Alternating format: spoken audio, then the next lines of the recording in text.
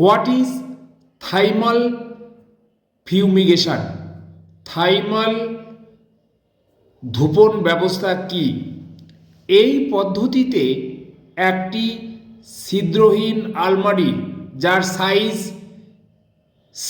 6.5 into 2.5 into 4.5 এর মধ্যে নিচের দিকে 6 ইঞ্চি উঁচু তারের জাল তৈরি করা থাকে।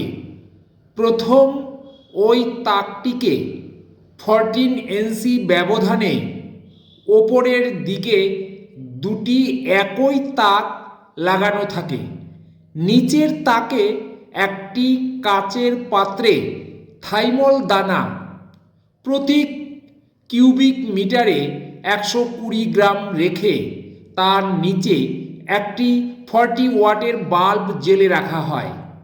থাইমলকে বাষ্পীভূত করার জন্য সারা দিনে 1 ঘন্টা বাল্ব জ্বেলে রাখতে হবে। উপরের তাকগুলিতে বইগুলিকে উপর করে খোলা অবস্থায় রাখতে হয়। ক্ষতির পরিমাণ অনুযায়ী কয়েকদিন এইভাবে বদ্ধ অবস্থায় রাখতে হয়।